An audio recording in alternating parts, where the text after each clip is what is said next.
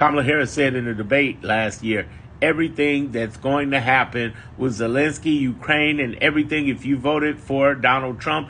And boy, was she right? She was on point so much. I mean, point by point, everything that she said is what happened. That's exactly point for point what happened with Zelensky, point for point what happened with our economy, point for point what happened. I worked on Kamala's campaign.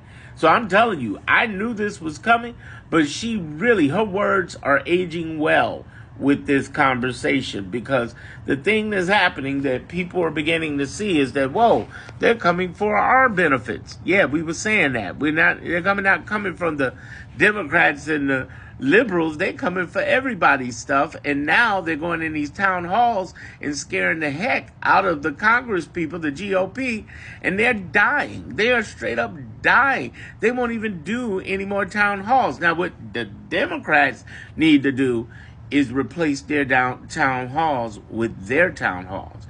They need to go into these Republican states and tell them and give them a game plan. The only groups that have been doing that has been Move On and my main man, Leah, my main man, Ezra, and my main lady, Leah, forgive me, Leah, and Indivisible. They have been killing it. They got a game plan. Join indivisible.org. They got scripts, whether you're in a blue state, red state. What we doing this week? What is the game plan? They are killing it, y'all. And they doing it so well, the pressure is hitting the Democrats, and they talking to each other privately like, oh, I'm getting tired of these Indivisible person. Oh, I bet you are. I bet you are. Problem is, you were stuck on stupid. You would talk about we'll work across the board and everything. Y'all didn't realize. Y'all walked up with your open hands to a pew-pew fight. You know, social media don't let me say the G word, but you know what I mean. They walked with they didn't even have the knife. They had they had open hands to a pew-pew fight. And we knew it was going to be this fight. If they knew this from go, we could have been on them from go. I mean, they just sued. The Democratic Party just sued the Trump administration. Now, who's been moving from go? The judicial judges, thank you. Judicial branch. On top, and we're not just talking about the liberal. No. This has been Trump appointees, Reagan, Bush appointees saying, nope. You're breaking constitutional law. And they are. That's why they're losing. They've lost 24 out of 25 cases so far. And they're going to be hundreds of cases this year. And if we just go at that record, it's going to be a beat down royale.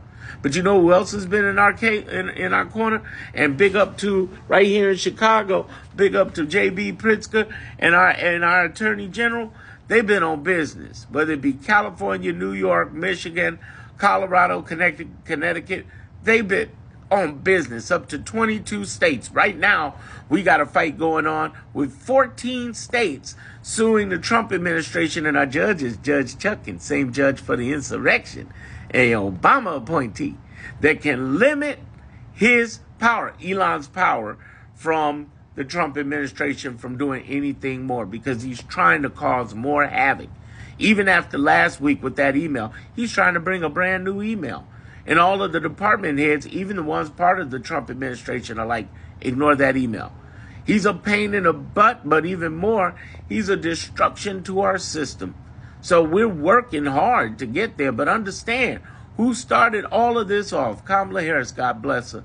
She broke it down in that debate so bad, he never wanted to debate her again.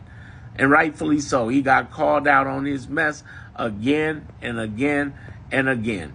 And let me just cut right through the bull and say for the record, the reason people were voting for Kamala, a lot of them, tens of millions, were voting for her, had nothing to do with the economy and nothing to do with immigration. It had everything to do with prejudice, racism, misogyny, xenophobia, and homophobia. And I wish the Democrats would really get enough courage and say it. Stop talking about economy, because if it was about economy, eggs are going to rise 40%, according to the Associated Press. You know, the ones they banned from the White House, while letting a Russian press member, a state Russian press member, be in the Oval Office with Trump and Zelensky and Vance. You let them in, but you wouldn't let Associated Press. I mean, that's like not letting C-SPAN or PBS in. They're not liberal media. And here's the type of stuff we're dealing with. And that's why I'm telling people, listen, we're in a fight. And whether you're in a red state or a blue state, every week be at your Congress, people. It does matter. Hundreds of thousands of us are fighting, and it does matter. And get up with indivisible.org. And join me, by the way, on, if you're not on there already watching this, join me on YouTube and subscribe to me, please. Please do. It's Darren Monroe Politics. I greatly appreciate you, because I can say stuff over there that I can't say on other social medias. Look at my playlist over there. Thieves in the White House, Election F. You know what the F means. Okay, it ain't friendly. Okay, Election F. I get to talk about Elon's evil plans in a playlist. I got one called Constitutional Crisis. I got another playlist I'm creating called Elon's Going to Jail, and here's how. I'm going off. I'm going off. Plus, I'm gonna start posting in that back end area on YouTube where you can see me over there too. Let's go. Let's go. The fight is on. I got 500,000 followers across, well, 700,000 really across social media, and I'm using every bit of it. Let's go.